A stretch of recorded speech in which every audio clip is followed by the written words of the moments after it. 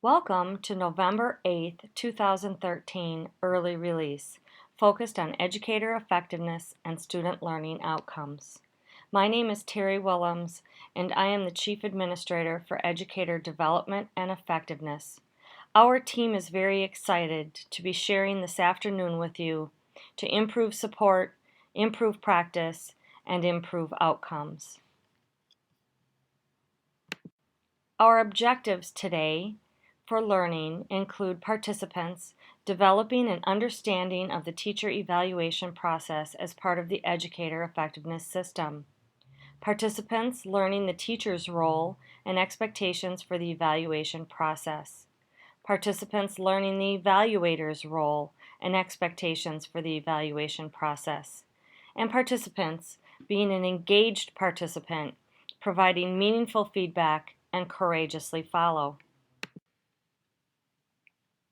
Our agenda today includes review of Educator Effectiveness, or EE, cycle, an introduction of Educator Effectiveness Plan, EEP, and review Student Learning Objectives, SLOs, compared to current professional goals and to clarify student learning objectives. What does it mean to courageously follow? We'd like to welcome you to a leadership lesson.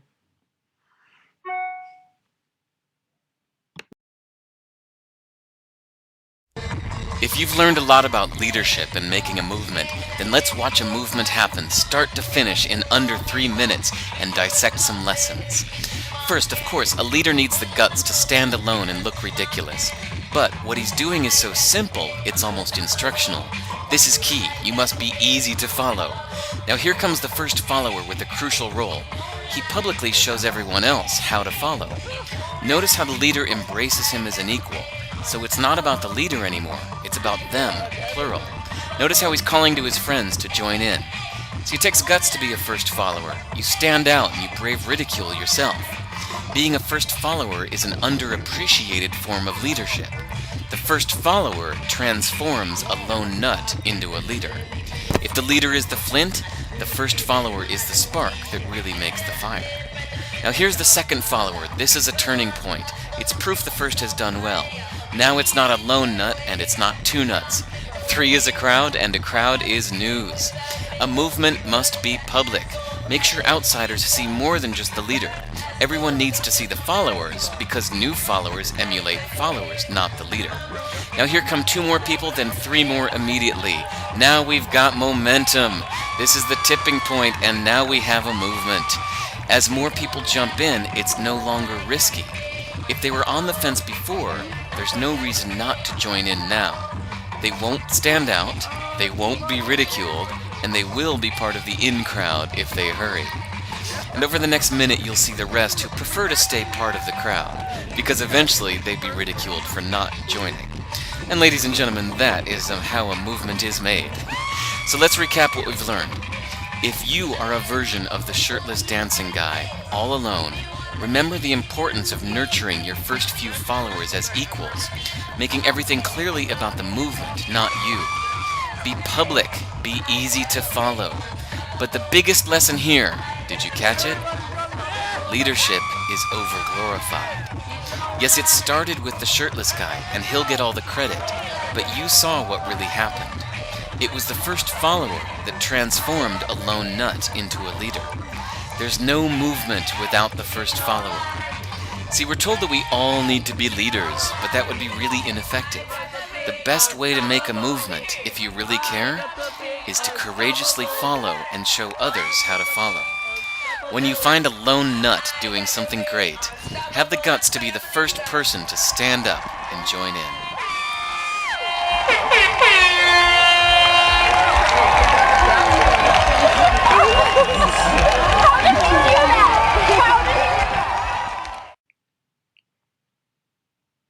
An overview and welcome will follow by Dr. Tony Evers, Department of Public Instruction, our Associate Director of ESEA, Lisa Bohm, and our Educator Effectiveness team. Please sit back, relax, and enjoy the listening.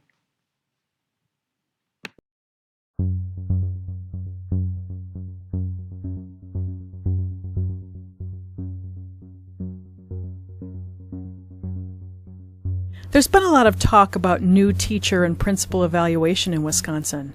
What has this evaluation system been like for educators who have been piloting it in Wisconsin? What it's changed about us is the collaborative nature between the administration and the teachers. And I think we all feel very hopeful that it will make our teaching better.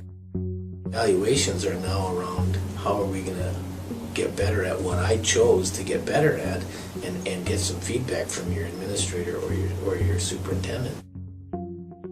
Are you probably using less anecdotal information than we've used in the past, and really using some hard numbers, hard evidence? In Wisconsin, we've always been concerned about improving instruction across the state. It's part of our DNA. Thankfully, educator evaluation has evolved. I've been in public education more than 36 years now. And I think, frankly, we've never done a real good job of evaluating people's performance and actually using that evaluation for improving instruction. Well, I'm here to tell you that we're in a different place now. We've created a new Wisconsin Educator Effectiveness System. It's a great model. It's going to be used to improve instruction. It's going to be used to provide principals and teachers a roadmap for improvement.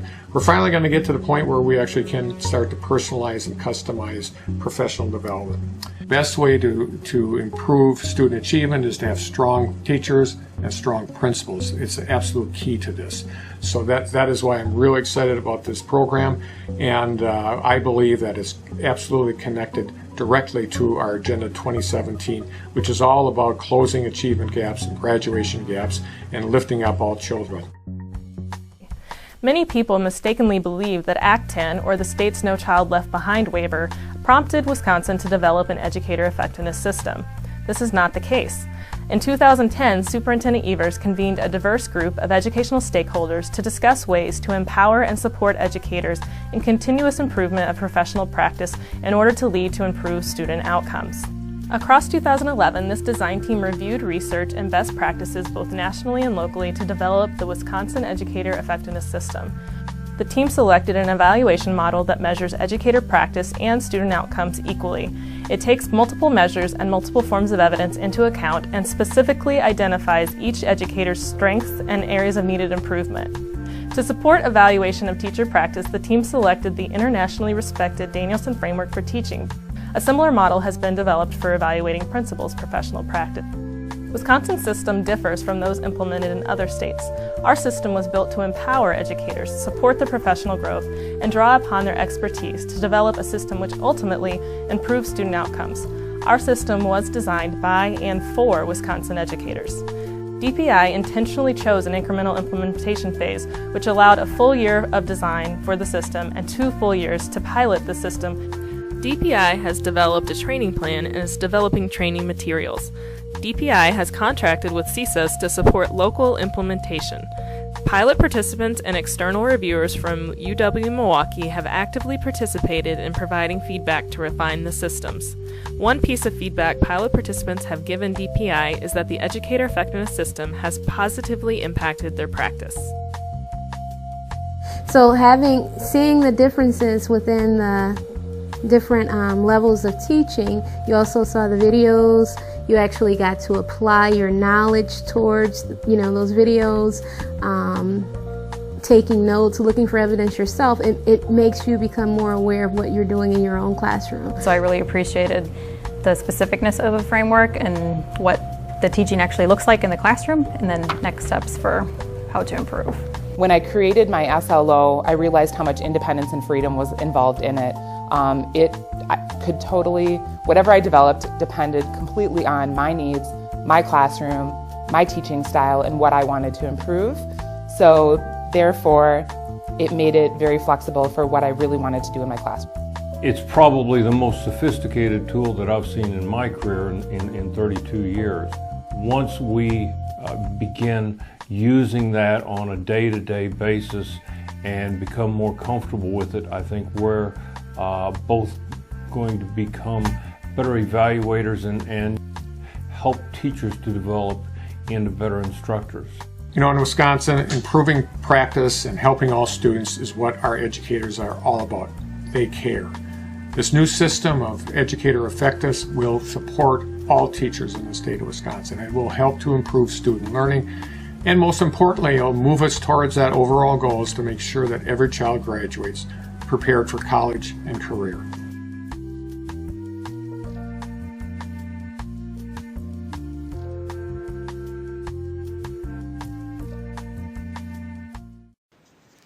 Hello, I'm Lisa Bohm. I'm the Associate Director for ESEA. I am going to provide you with a brief overview of where the new Educator Effectiveness Initiative originated and its connection to ESEA. ESEA stands for Elementary and Secondary Education Act. The ESEA was established in 1965, and its fundamental principle is providing educational opportunities to our most disadvantaged youth. DPI supports and complies with the basic principles of ESEA, which are accountability, teacher quality, and research-based education. ESEA was reauthorized in 2001 under the No Child Left Behind Act. School districts across the country found NCLB to be too prescriptive, with a heavy focus on punishment rather than supporting improvement. As a result, the U.S. Department of Education offered states the opportunity to waive certain ESEA NCLB provisions. That's where educator effectiveness comes in. Wisconsin's NCLB waiver of 2012 and Wisconsin Act 166 have specific requirements around educator effectiveness. Wisconsin Act 166 is what prompted the changes to educator effectiveness. Act 166, which was legislated in 2011, requires DPI to develop an educator evaluation system. It further requires that 50% of the total evaluation score must be based on standards of professional practice, and the other 50% on measures of student performance. Teachers must be evaluated with reference to the 4 domains, which are planning and preparation, classroom environment, instruction, and professional responsibilities and development. Act 166 also says that implementation of the evaluation system must begin in the 2014-2015 school year. Act 166 is sometimes confused with Act 10, which is the Wisconsin budget repair bill that impacted collective bargaining and benefits. Act 10 was enacted prior to Act 166 and is not a part of the legislation on educator effectiveness. When the ESEA waiver was written, it had to comply with Act 166. In other words, while the NCLB ESEA waiver did not prompt the new educator effectiveness system, the waiver must be aligned with the requirements of Act 166. The ESEA waiver has 3 main principles, which are college and career-ready expectations, a system of accountability, and educator effectiveness. The primary purpose of the educator effectiveness system is to support a system of continuous improvement of educator practice that leads to improved student learning. So, what's in the waiver? Here are the highlights. Evaluations for both principals and teachers will include multiple measures. 50% of an evaluation will be based on educator practice, and the other 50% will be based on student outcomes. The educator practice portion of the evaluation will be based on Danielson's framework for teaching. Multiple observations are required during summative evaluations. Certified professional staff who have assignments outside of the classroom or who work with special populations will also be evaluated using the Danielson framework. However, adaptations will be made to the framework. Principals will be evaluated using rubrics based on the 2008 ISLIC standards. The other 50% of an evaluation will be based on student outcomes. Measures used and the weight of the measures will vary based on the availability of measures. Some examples of measures are district adopted standardized assessment results, statewide standardized assessments, student learning outcomes or SLOs, and high school graduation rates. The evaluation system will include formative and summative elements linked to the educator's professional development plan. Individual educator ratings are confidential and will not be publicly reported. The system will be piloted 2012 through 2014 and then fully implemented in the state by the 2014-2015 school year. This was a summary of what is in the ESEA NCLB waiver relative to educator effectiveness. The full document can be found on the DPI website at www.dpi.state.wi.us. Pages 120 through 139 of the waiver apply specifically to educator effectiveness. I hope you have a better understanding of how the new educator effectiveness system was originated and its connection to the Elementary and Secondary Education Act. Thank you for listening.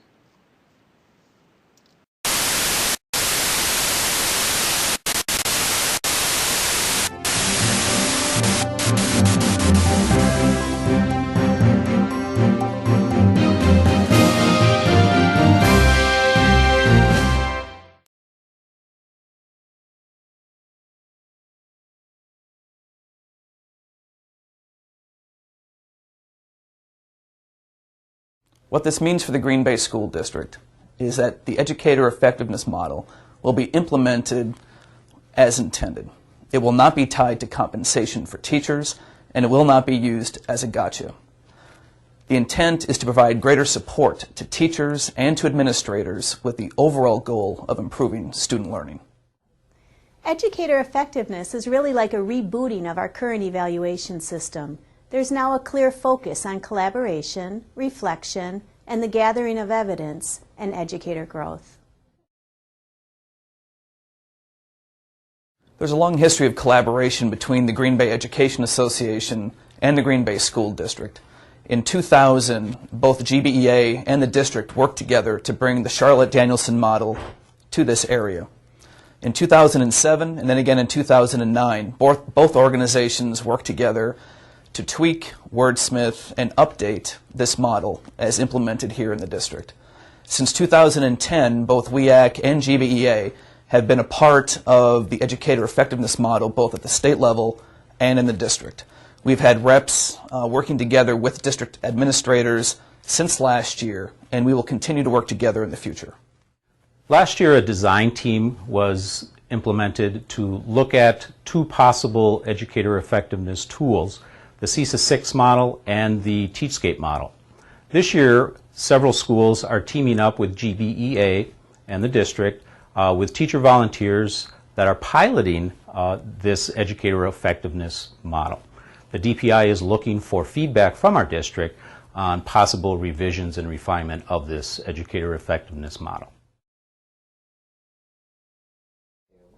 Right now, administrators are learning about the new evaluation system, and soon they will begin their training to become certified evaluators. This certification process is intended to eliminate bias and help create reliability and objectivity amongst raters. As a teacher, I am honored to be part of the Educator Effectiveness team for the Green Bay Public Schools. Together, we are working on designing the learning for our district around the evaluation process that is part of educator effectiveness. I'm impressed by the collaborative design of the evaluation process and am pleased that the process is built on the Danielson framework for teaching, something we are familiar with and have used here in Green Bay for many years. What excites me most about educator effectiveness is the additional support that is purposely structured to empower educators. I believe we have the opportunity to become more focused and purposeful in our work to improve both our professional practice and student learning. We begin full implementation next fall with the 2014-2015 school year. To prepare for that, we are working with educators from 2 pilot schools, Nicolet and Lombardi, and using their feedback to shape our professional learning for the district. Our educator effectiveness team will be working in close partnership with teaching and learning as we move forward. This school year, we will be working collaboratively as administrators and teachers to prepare for the statewide implementation of educator effectiveness. If you're curious about this educator effectiveness model, I suggest going to the DPI website, the GBEA website, or the Green Bay Area Public School intranet website to learn more about the educator effectiveness evaluation system.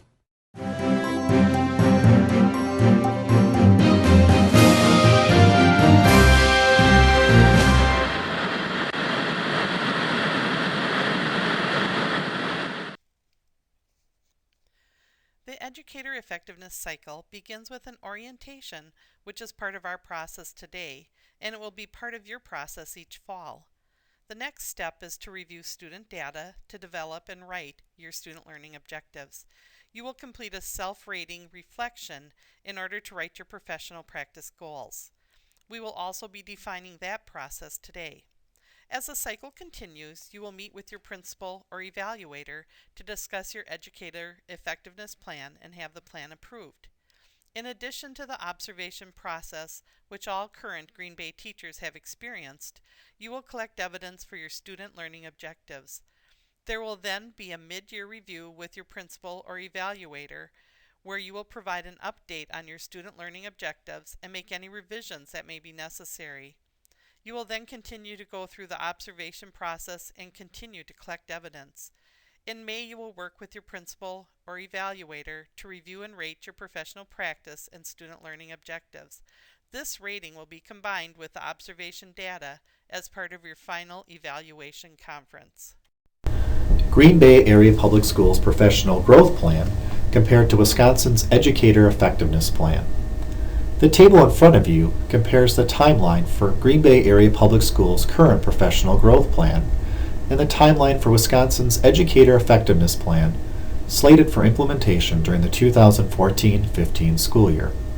The timeline for both plans are relatively similar. For the Wisconsin Educator Effectiveness Plan, it begins in September, where teachers will begin to prepare to write student learning objectives. In October, student learning objectives and professional practice goals will be written into the Educator Effectiveness Plan and go through the final approval process between the teacher and evaluator. The mid-year review will allow the teacher and principal time to review student learning objective growth targets to determine if the target needs adjusting, whether the target is too low, too high, or strategies being implemented are not working as they were intended. Again, as you can see from the table in front of you, both growth plans are relatively similar in the timelines that they are to be implemented.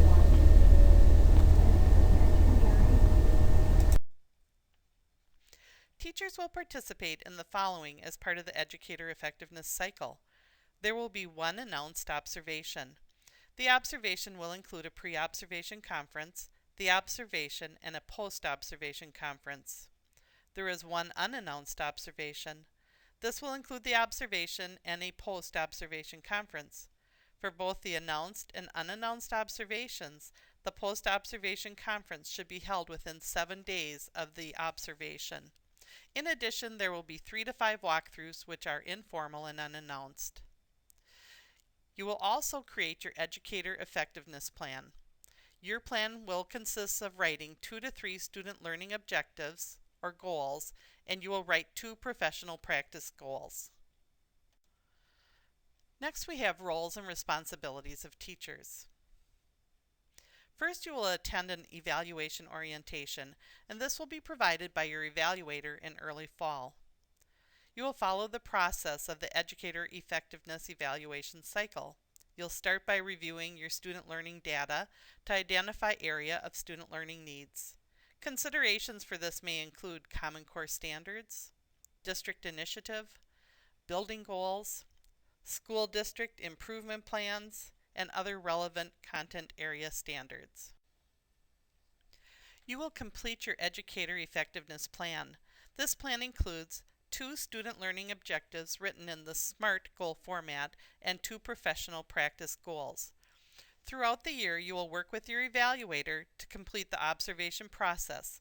You will collect and provide evidence of your practice, and you will learn and utilize Teachscape throughout the process to document and organize evidence. The role and responsibilities of principals or evaluators are to complete evaluator training and become Teachscape certified, to provide evaluation orientation to teachers, to follow the process to review data, approve student learning objectives, and professional practice goals as part of the Educator Effectiveness Plan. Evaluators will work with teachers to complete the observations and the evaluation process.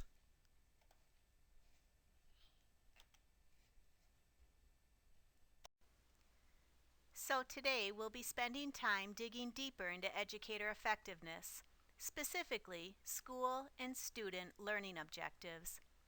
Please remember that the information shared with you is current as of today.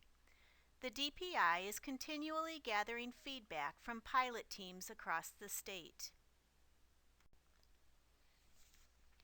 Remember the evaluation pie chart? Educator effectiveness is designed to use multiple measures to evaluate teachers and principals across 2 main areas: educator practice and student outcomes.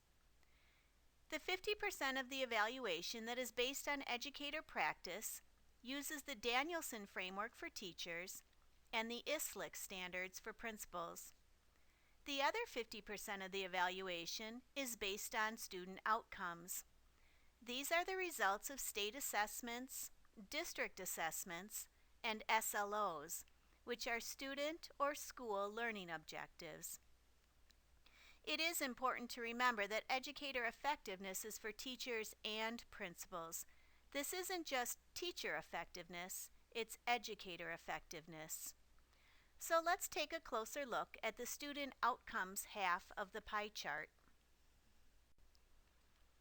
When we look at the student outcomes side of the principal evaluation, that 50% is divided into several smaller chunks.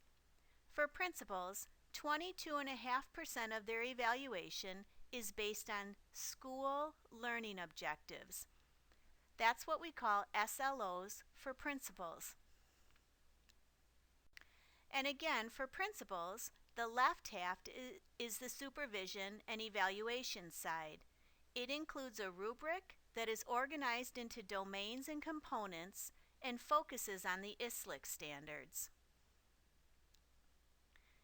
When we use the same pie chart for teachers, the student outcomes side is a little different. Student outcomes for teachers include SLOs, district chosen assessment, and school-wide reading or graduation rates. All of those together make up the student outcomes half. The other half of the circle is based on the in-task teaching standards and utilizes the Danielson framework for teaching, organized into 4 domains and 22 components. So taking a closer look at the student outcomes side of the evaluation, that 50% is divided into several smaller chunks. 45% of the evaluation is based on student learning objectives, or what we call SLOs for teachers. Teachscape is a platform that teachers and evaluators will use for educator effectiveness process. Teachscape is built on the Charlotte Danielson Framework 2013 edition. It requires that evaluators complete an in-depth study of the framework and the evaluation process. All evaluators are required to pass a rigorous certification assessment.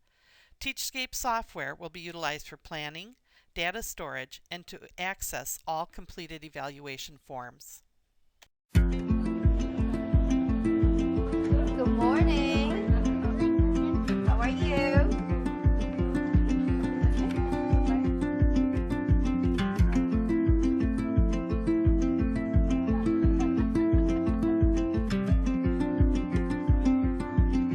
I've always have a fear when somebody walks in my room. You want everything to go smoothly, you want everything to go well. There was a time when teachers would receive supervisors visiting their classrooms, and the perception was they're looking at anything or everything. The value of the framework-based observations is that we have a very clear standard. The framework does alleviate some of those fears because you know exactly what they're looking for. Working with this framework has definitely impacted my teaching because it's made me a better teacher.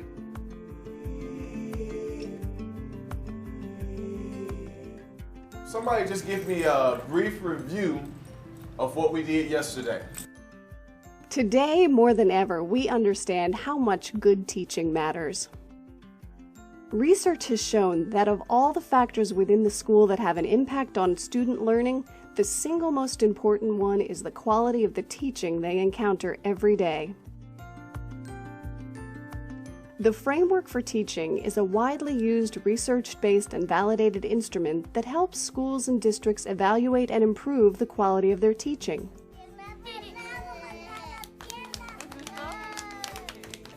The idea for the Framework for Teaching was sparked by earlier research and the classroom experiences and perspectives of a former teacher. When I was first teaching, I was introducing a new science unit with some fifth graders, and it was on buoyancy and density. The students had a tub of water and a lump of clay. They put them in the water, and of course they sank immediately. Their challenge was to make them float, which they discovered they could do if they made them into a boat shape. So it didn't take them long, though, to ask, can I make a good boat? And they defined good as one that would hold a lot of cargo in the form of paper clips. And so they got good. They were building boats with paper-thin walls, very high. In the middle of this lesson, who should come to the door but the principal to do an observation? Now, obviously it was unannounced. Well, he took one look at this scene and he pulled me aside and he said, I'll come back when you're teaching. And I was, of course, crushed. I was probably a second-year teacher. But the reason I'm telling you this story is that we clearly didn't agree on what was good teaching. All I knew from that comment was that whatever he thought it wasn't this. And really the important point of the story is that I never knew. There was no system in that school or that school district to ever find out. I know that we all feel somewhat comfortable with graphing, but today we're going to go a little more in depth and we're going to see how it all kind of ties together. The question when an observer walks in the classroom is not, is this how I would do it? The question has to be, is this working? We might agree whether it represented good teaching or not. We might not agree, but we wouldn't even know whether we agreed or not unless we had a coherent set of criteria or teaching standards to assess it against. That's what my Framework for Teaching has supplied. For the supervisors, it clarifies exactly what they should be looking for. For the teachers, it's been received very well because we're all now increasingly on the same page in terms of the expectations for teaching and learning. It's about the quality of the teaching and, most importantly, how that teaching is reflected in student learning. Because of that common language and that common understanding of what good teaching and effective teaching practice looks like, it's ultimately going to bring teams of teachers together and build on our understanding of practice and only strengthen the work that we're doing as a school. Teaching is so hard that it's never perfect. Teachers make hundreds of decisions a day. Because it's never perfect, it could always be improved. No matter how good a lesson is, it could always be that much better. And so therefore, any system that supports teachers and supports teaching has to walk this dual line of evaluating teacher performance, assessing it, but also supporting it so it can improve.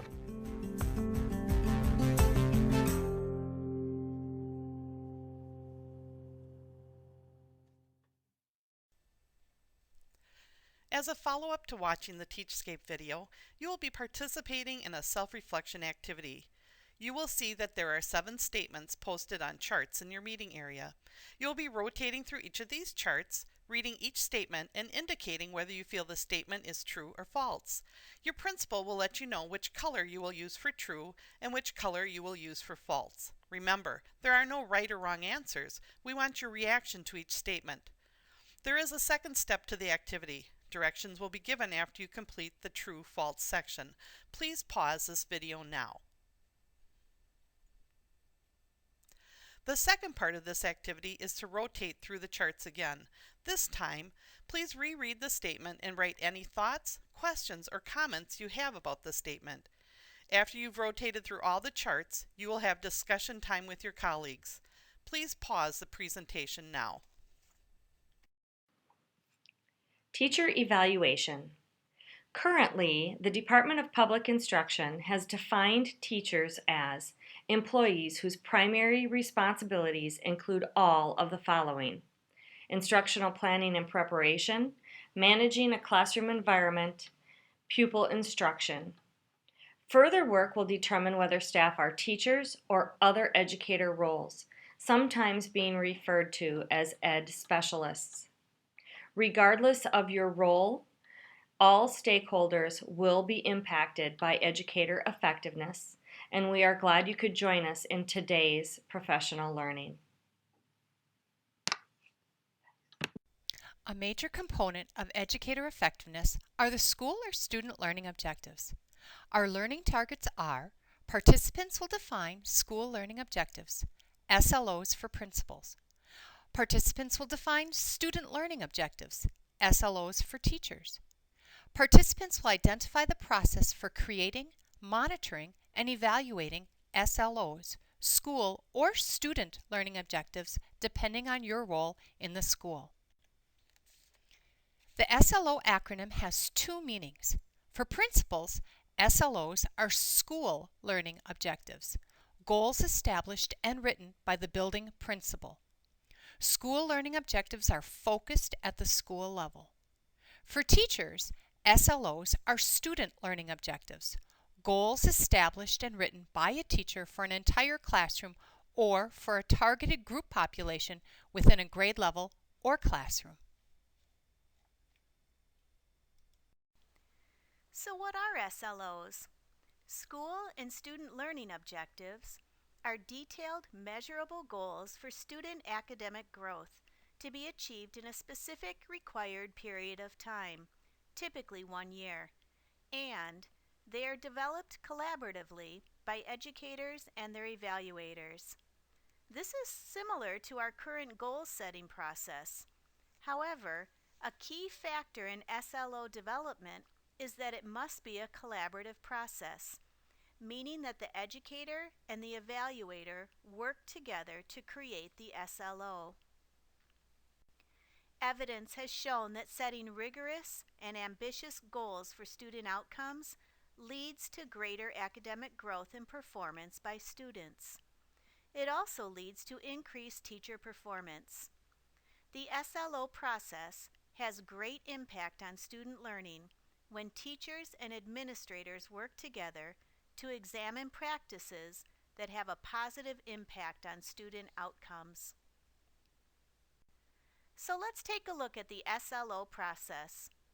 Educators and their evaluators meet 3 times during the year to prepare, review, and approve the school or student learning objectives, check for progress, and or make adjustments to the SLO, and summarize the results. This is an overview of the process from the DPI. The SLO, School or Student Learning Objective process, provides a way of formalizing a collaborative goal-setting process between educators and their evaluators. Educators use assessment results and other measurable outcomes as evidence of student learning. The goal is to measure how much students learned during the time they were in the classroom. The process also focuses on strengthening educator practice. School or student learning objectives can be established for individual educators or for teams of educators. Sources of evidence that can be used to measure student learning can vary from standardized assessments, such as common assessments or end-of-course exams, to performance demonstrations and portfolios of student work.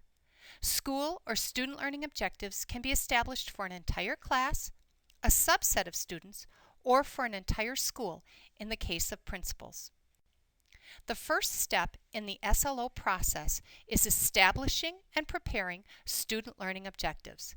Principals and teachers first review data to identify an area of academic need and a target student population. Next, teachers identify the appropriate high-quality assessment tool or evidence sources that will be used both to monitor and track student growth over time and determine the final student learning outcomes. Drawing upon baseline assessment data, teachers establish student learning goals as statements that are SMART, specific, measurable, achievable, relevant, and time-bound. Teachers then document the strategies and supports necessary to meet the goals specified in the school or student learning objectives. Once the teachers have completed these steps, teachers write student learning objectives. The Wisconsin SLO, School or Student Learning Objective Approval Rubric, is reviewed to assure that the objectives are high quality. Step 2 in the SLO process is to meet with the evaluator for approval of the student learning objectives. Teachers meet with their evaluators in a collaborative process to review the student learning objectives. During this collaborative meeting, together, teachers and their evaluators review the draft goals, approve or adjust the goals, identify actions, resource needs, and evidence sources identified to meet the goals, and finalize goals for approval. Step 3 in the SLO process is to collect evidence of progress toward meeting the school or student learning objectives. Throughout the school year, evaluators and teachers collect and provide evidence of students' progress towards the student learning objective. In January, evaluators provide formative feedback during the formal meeting called the mid-year review. Based upon the data collected, educators may adjust the instructional or leadership strategies utilized to ensure that the targeted population for the student learning objective is progressing toward the stated objectives. The final step in the SLO process is to participate in a final educator evaluation.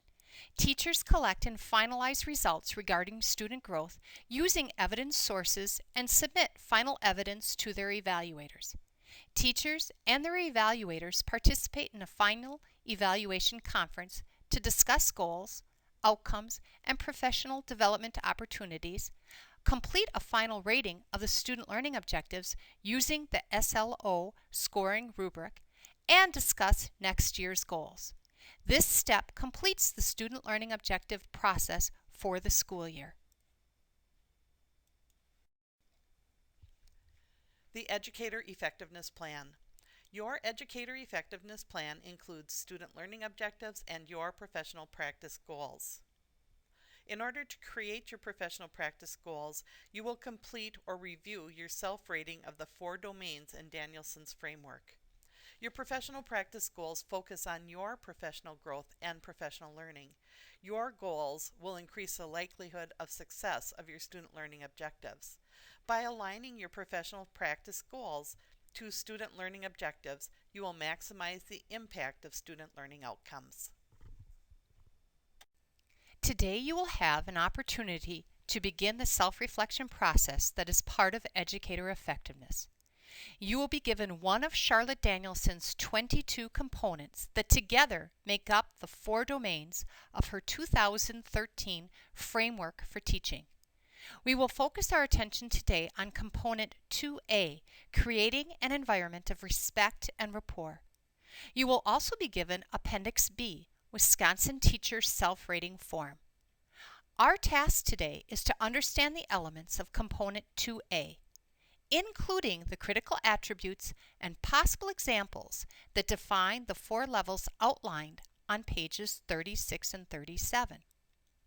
Your task will be to read through pages 35 through 37, outlining Component 2A for creating an environment of respect and rapport.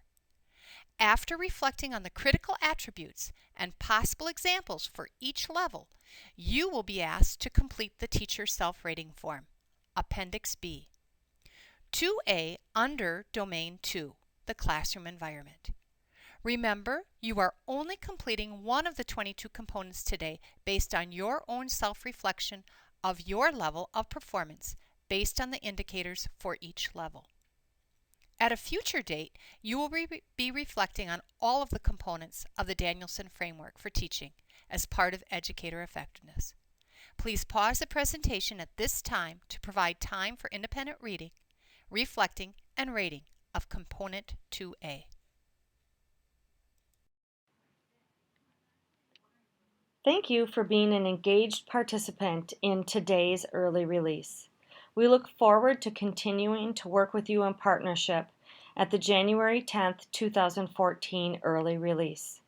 Our focus will be on further study of student learning objectives, investigation of student learning objectives and the rubric, assessment of sample student learning objectives using the rubric, and review of student learning objectives expectations.